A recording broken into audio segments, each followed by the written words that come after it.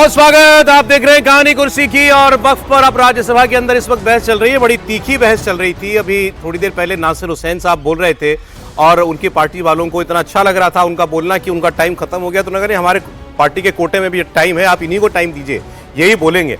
अब वो उन्होंने कुछ मुद्दे उठाए जिस पर गृहमंत्री अमित शाह ने उठकर रिएक्ट किया, तो उस पर हम लोगों को बात करनी चाहिए। जैसे एक विवाद वहां ये हो गया था, सरकार ये कहती है कि पहले जो आप कांग्रेस पार्टी जो बिल लेके आई थी यूपीए सरकार में 2013 में, उसमें वक्फ के ट्राइब्यूनल ने जो फैसला कर दिया वो फाइनल, उसके ऊपर अपील का भी अधिकार नहीं था। ये बात कही तो इसको कॉन्ट्राडिक्ट किया गया कांग्रेस की तरफ से, कहा गया कि उसमें अपील का प्रावधान था। इसी पर अमित शाह खड़े हुए थे और उन्होंने फिर बताया, अभी त्रिपाठी जी फैक्चुअली इसको बता सकते हैं, कि सरकार कह रही है कि पहले आपको वक्फ का फैसला मानना पड़ता था, बाध्य था आप पर ट्रिब्यूनल का फैसला, अब हमने आपको अपील का अधिकार दिया है। क्या सच्चाई है? देखिए, सिर्फ इतना भर नहीं है। दरअसल स्पेशल जो कहें कि कुछ प्रोविजंस थे जिसके तहत ही आप जा सकते थे, नंबर एक। नंबर दो, आप जाते भी थे तो वो सिविल सूट में कन्वर्ट नहीं होता था।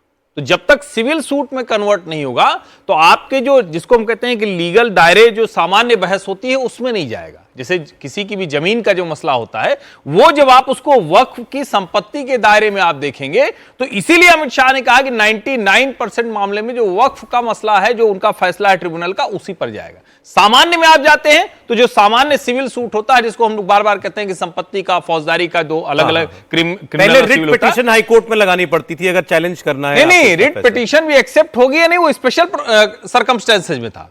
जनरल में नहीं जा सकते थे कि आप जनरल में वहां चले गए। जितना मैंने पढ़ा, मतलब ये होता है कि हमारे अधिकारों का हनन कर रहा है, उसकी सुरक्षा कीजिए। तो वो भी उसी दायरे में सुना जाएगा, जिस दायरे में एक तरह से कहें कि जो इस्लामिक दायरा है उसमें सुना जाएगा। और उसको थोड़ा और सरल शब्दों में कहें तो इस्लामिक दायरे से अब ये सिविल सूट जो देश का कानून है, अमित शाह जो कह रहे थे कि आपने जो प्रावधान लिमिटेड अपील का दे भी रखा था, 99% मामलों में उसी ट्रिब्यूनल का मामला फैसला माना जाता था, वक्फ के पक्ष में जाता था, न कि जो याचिका करता है जिसकी जमीन जा रही है उसके पक्ष। अब दूसरा मुद्दा उन्होंने उठाया, ये महत्वपूर्ण है, इस पर भी बात हो कि नासिर हुसैन ने, कांग्रेस पार्टी ने कहा कि आपने वक्फ बाय यूजर समाप्त कर दिया। वक्फ बाय यूजर का सिंपल मतलब है कि कोई एक जगह, एक प्रॉपर्टी जिसका लंबे वक्त से उपयोग हो रहा है धार्मिक कार्यों के लिए, दिख रहा है हमको, लेकिन हमारे पास उसका कोई रिकॉर्ड नहीं है, कागज नहीं है, तो उसको वक्फ मान लिया जाता था। अब आपने जो हो गया उसको तो रहने दिया, लेकिन आगे के लिए इसको बंद कर दिया है। तो वो कह रहे हैं आज जो मस्जिदें खड़ी हैं, अगर उसकी रजिस्ट्री नहीं हुई है, ये भी क्लियर कर दें, बहुत सारी वक्फ प्रॉपर्टी, जैसे 8.5-9 लाख जितनी भी वक्फ की प्रॉपर्टीज हैं, वो सारी रजिस्टर्ड नहीं है वक्फ बोर्ड में। अब 6 महीने में सारी प्रॉपर्टी रजिस्टर करानी पड़ेंगी। लेकिन ये वक्फ बाय यूजर वाला जो मामला है, इसमें वही प्रॉपर्टी एग्जेम्प्ट होंगी जो पहले रजिस्टर हो चुकी है। तो वो पूछ रहे थे कि मेरी मस्जिद अगर रजिस्टर नहीं है तो क्या हटा दोगे इसको? तो वो एक बड़ा इशू है, क्योंकि उसी को लेकर वक्फ बाय यूजर में 2 बड़े काम हुए। एक तो ये हुआ कि सरकार पहले उसे रेट्रोस्पेक्टिव इफेक्ट से ला रही थी, वो दबाव रहा टीडीपी का खास तौर से। तो टीडीपी के दबाव के बाद सरकार ने उसको विड्रॉ कर लिया, इस क्लॉज को, रेट्रोस्पेक्टिव इफेक्ट को। और अब कहा कि अब जो कानून जब लागू हो जाएगा तो उस पर होगा। और उसमें ये बात की गई कि जो रजिस्टर हो जाएंगी, एक वो बनाया गया है सेंट्रल बोर्ड की तरह से, तो पोर्टल एक बनाया, उसमें पोर्टल में रजिस्टर करवाना है। और उसमें 6 महीने का समय दिया, लेकिन उसमें भी उन्होंने एक्सटेंशन दे दिया है कि जरूरत होगी तो उसमें एक्सटेंशन दिया जा सकता है, तो वो रजिस्टर हो जाएगी। वो कुछ तरीके से बात हो सकती है, लेकिन एक कभी ना कभी तो आपको टेक्निकली रजिस्टर करना ही पड़ेगा। और ये बड़ा काम हो गया कि रेट्रोस्पेक्टिव इफेक्ट से नहीं हुआ। तो जो माहौल आप ये बना रहे थे कि मुसलमानों की या मस्जिदों की या कब्रिस्तान की ज़मीन कब्जा करना चाहती है सरकार, तो वो रेट्रोस्पेक्टिव इफेक्ट वाले तो सारे इशू छूट गए। बड़ा इशू तो वो था, बड़ा मसला तो वो था।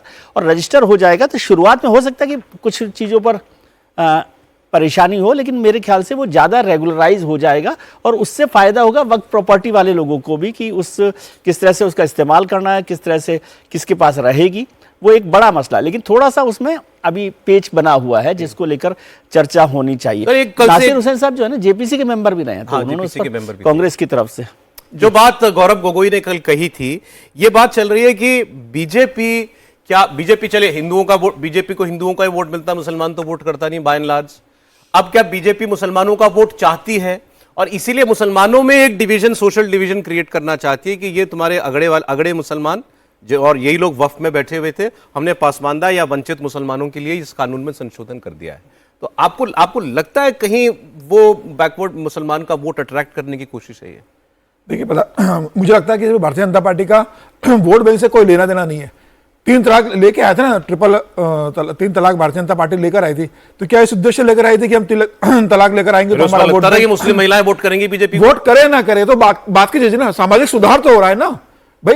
भारतीय जनता पार्टी जो चाहती है, प्रधानमंत्री नरेंद्र मोदी जो चाहते हैं कि भाई हम जो सुधार करना चाहते हैं वो हम करेंगे, वोट मिले ना मिले, वोट दिया तो ठीक है, न दिया तब भी उनके भले के लिए हम काम करते रहेंगे।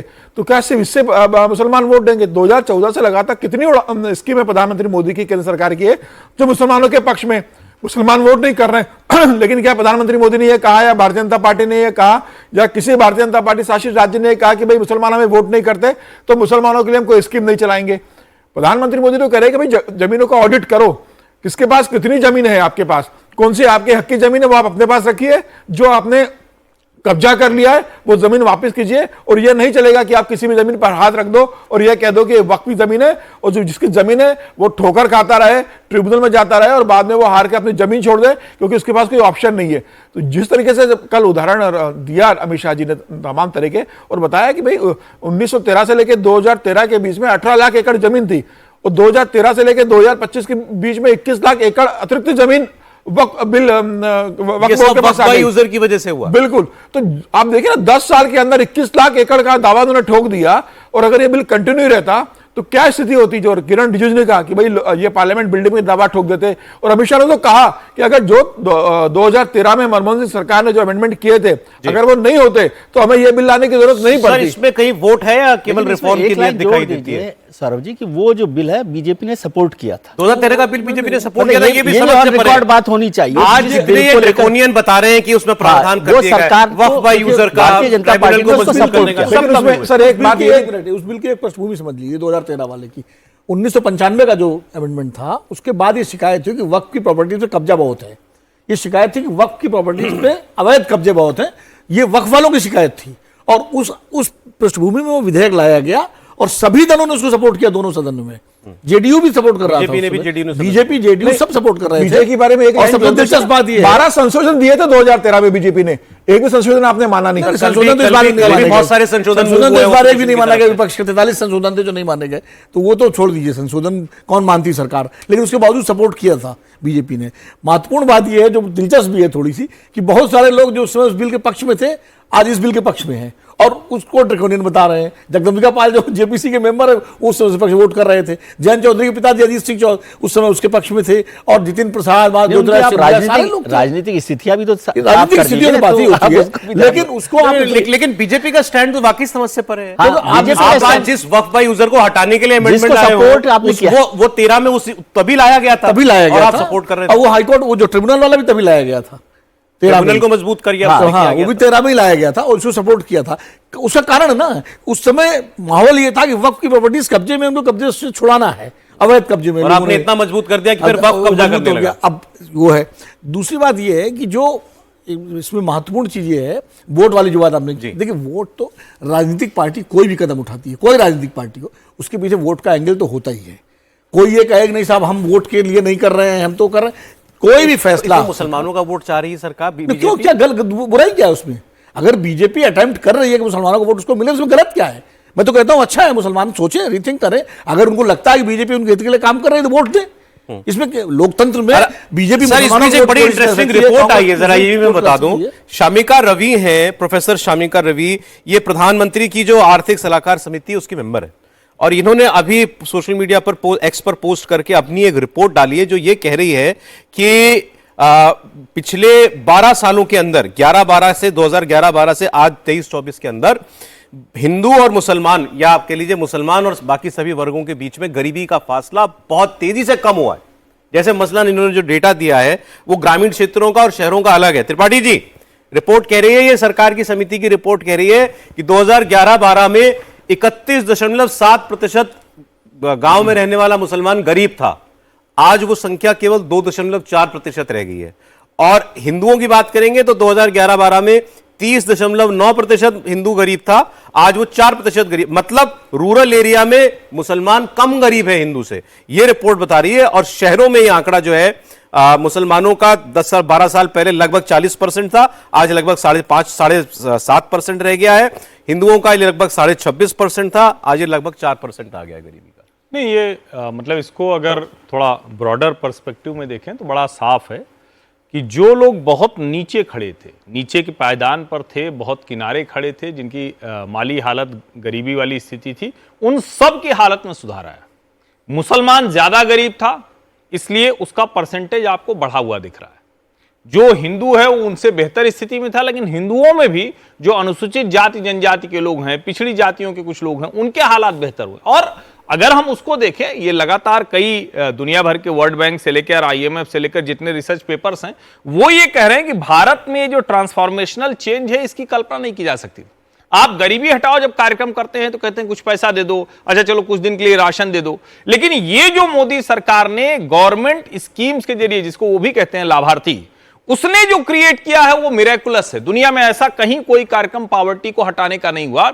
चाइना का उदाहरण हम इसलिए नहीं ले सकते कि चाइना तो एकदम अलग देश है, वो मतलब डिक्टेटर कंट्री है, वन पार्टी वो डेमोक्रेसी कहते हैं। दुनिया में कौन सी वन पार्टी वो डेमोक्रेसी हो सकती है? यहां एक ही पार्टी रहती, क्या डेमोक्रेसी होगी? क्या नहीं हो सकती? तो मुझे लगता है कि वो अलग देश है। लेकिन आप इतने झंझावातों के बीच में, इस डेमोक्रेटिक सेटअप के बीच में कहते हैं कि गवर्नमेंट की ये स्कीम है। और अगर आप ध्यान से देखिए तो 2015 से, यानी 14 में मोदी आए, 15 से जितनी योजनाएं हैं, घर देने की, बिजली देने की, शौचालय देने की, रसोई गैस देने की, न्यूट्रिशनल फूड देने की, बच्चे के लिए, मतलब हर तरह की आप योजना में जाएंगे तो वो आपको कहां ले जाना है? लाइफस्टाइल बेटर करता है। फिर भी मुझे लगता है, क्योंकि अभी हम वक्फ के बारे में, उसको इससे जोड़ के देखिए ना कि जब वो सब हो रहा था तो उसमें मुसलमान पीछे अब नहीं छूट रहा है। कांग्रेस के समय में छूटता था, क्योंकि हिंदू मुसलमान के दायरे में हम लोग फिलहाल बात कर रहे हैं वक्फ के बहाने। तो वो रिपोर्ट ये कह रही है कि मुसलमानों की गरीबी ज्यादा दूर हुई है, या ज्यादा मुसलमानों की गरीबी दूर हुई है। इसको यूं भी कहिए ना कि भाई मुसलमान हिंदू सबको बराबर अवसर है, यही तो देश होना चाहिए था।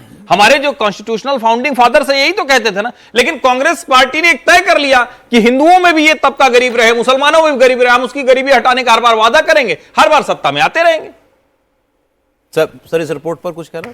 नहीं, ये बात ठीक है कि जो ज़्यादा गरीब थे उसको ज़्यादा फायदा हुआ होगा, लेकिन इसको इस तरह से यदि आप देखेंगे कि इस सरकार ने मुसलमानों के लिए ज़्यादा काम किया है गरीबी हटाने के लिए, यदि इस रेफरेंस से ये बात हो रही है तो वो बात तो ठीक नहीं होगी ना। नहीं, मैं इंप्लाई भी नहीं कर आप नहीं इंप्लाई कर रहे हैं। मतलब यदि वो रिपोर्ट यदि इस तरह से इंप्लाई कर रही है तो वो सरकार की योजना है। क्योंकि आप ये तो नहीं कह सकते कि इस सरकार ने मुसलमानों के लिए अलग से योजनाएं चलाई थी जिस वजह से उनकी गरीबी खत्म हो गई। बिल्कुल, सरकार की जो योजनाएं थी उसमें तथ्य क्या है कि सरकार की जो योजनाएं थी उसमें सबको बराबर मौका मिला, और जो सबसे कमजोर है उसको ज्यादा मौका मिलेगा, जो सबसे ज्यादा गरीब है उसको ज्यादा मौका मिलेगा। तो मैं तो समझता हूं कि ये एक ऐसा मौका है कि जब आर्थिक समिति की मेंबर हैं, उनकी रिपोर्ट पर तो सवाल नहीं कर सकते, तो ये एक ऐसा मौका है कि अब सरकार को सच्चर कमेटी जैसी एक स्टडी दोबारा करवानी चाहिए और बताना चाहिए कि मुसलमानों का आर्थिक, सामाजिक, शैक्षिक स्तर कितना बदला है। तो मुसलमानों की ताकत एक पता पड़ेगी। मुसलमानों की आर्थिक स्थिति बेहतर हो रही है।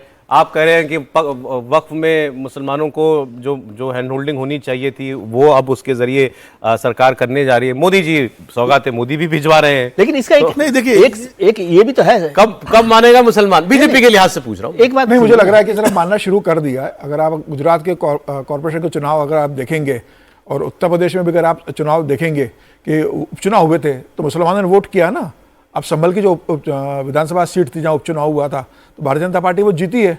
अब भले अखिलेश यादव कह दे कि भाई बैरिकेड लगाकर मुसलमानों को वोट नहीं करने दिया गया है, तो मुझे लग रहा है कि अब मुसलमान भी बात को समझ रहा है कि भाई प्रधानमंत्री मोदी जो काम कर रहे हैं वो सबके साथ सबके विकास के लिए काम कर रहे हैं, सबकी योजनाओं को उसमें शामिल किया जा रहा है। और सबसे बड़ी बात है कि जो केंद्र से पैसा राज्यों में जाता था, जो राजीव गांधी कहते थे कि 1 रुपया भेजता हूं 15 पैसे पहुंचता है, अब मुझे लग रहा है कि 1 रुपया जाता है तो 1 रुपया पूरा जमीनी स्तर पर जा रहा है। त्रिपाठी जी के भाव पढ़ नहीं पाया, आपकी बात से सहमत है, सहमत कि मुसलमान भी वोट कर रहा है बीजेपी को? समीर जी थोड़ा ज्यादा जल्दी उम्मीद से हो गए हैं।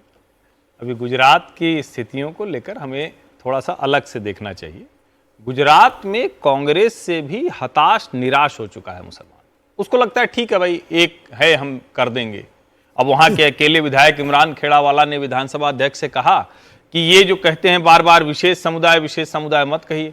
और बताइए, इस देश में जो एक सेकुलर नैरेटिव है उसमें कहा जाता है कि भाई विशेष समुदाय ही कहो, अलग वर्ग कहो, उसमें नाम न लो। मुसलमान को अलग करके ही देखो। तो मुझे लगता है असली चीज पर जब तक नहीं जाएंगे, जो इमरान खेड़ावाला ने कहा है गुजरात विधानसभा में, जब तक हम मुसलमान को अलग करके देखेंगे, और भैया माइनॉरिटी नहीं है, ये वाला फ्रॉड बंद कीजिए जरा। 20-22 करोड़ जनता को आप बार बार माइनॉरिटी कह देते हो, तो आप ही उसके अंदर इनसिक्योरिटी डाल रहे हो। भारतीय जनता पार्टी को वोट कब मिलेगा ये तो मेरे लिए थोड़ा सा बहुत दूर का है, मुझे नहीं दिखता उतना आगे का। लेकिन कुल मिलाकर सरकार को हर नागरिक के लिए, जो we the people of India है, उसके लिए स्कीम चलानी चाहिए। राजनीति आप करिए, आप उसमें मुसलमान के लिए कुछ, अगर आपको लगता है कि मुसलमानों को हम लुभा सकते हैं तो लुभाइए, हिंदुओं को लुभाइए, लेकिन ये करके नहीं हो सकता कि मुस्लिम वोट बैंक क्रिएट करके फिर आप अपीजमेंट करते हैं, चाहे वो भाजपा करे चाहे कांग्रेस करे, दोनों खतरा। आपकी बात रह गई थी, बस ब्रेक का मैं तो समय केवल ये कह रहा हूं, बात सबसे- नहीं।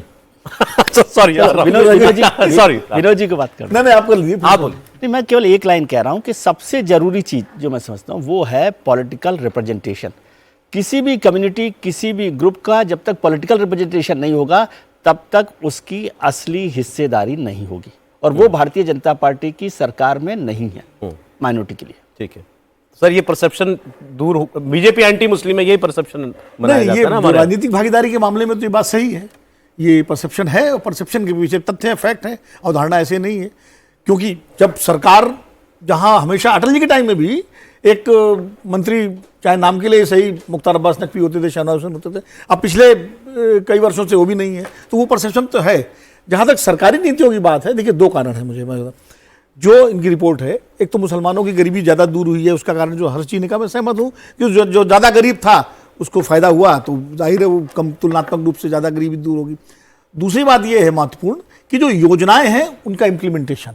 देखिए हर सरकार, ये कहना कि फलानी सरकार नहीं चाहती थी, ये सरकार, ये एक तरह से बड़ा सिलेक्टिव अप्रोच है। हर सरकार योजना लाती है, इस हिसाब से लाती है कि योजनाएं जो है उनसे गरीबी, जैसे मनरेगा से बहुत फर्क पड़ा, ऐसा नहीं, जवाहर रोजगार योजना उससे पहले आई थी, उससे बहुत फर्क पड़ा था, गांव में पैसा पहुंचना शुरू हुआ था।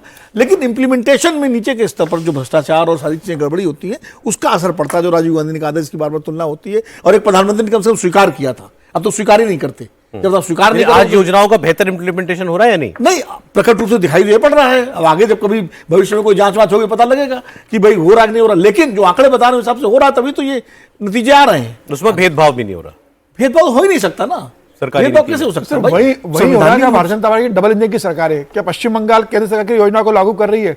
अरविंद केजरीवाल ने क्या प्रधानमंत्री नरेंद्र मोदी की योजनाओं को दिल्ली में दिया था, ना आयुष्मान ने दी। तो जहां भारतीय जनता पार्टी की सरकार है, वहीं बेहतर केंद्र की सरकार लागू हो रही है, और वहीं मुसलमानों को भी बेहतर जीवन यापन अच्छा हो रहा है। बंगाल में आप देख लो क्या स्थिति है। तो कल आपसे जब मुलाकात होगी 1 बजे, तो ये वक्फ बिल, वक्फ कानून बन चुका होगा। बहुत शुक्रिया समीर जी, विनोद जी, विजय जी, हर्षवर्धन जी, बहुत धन्यवाद आपका।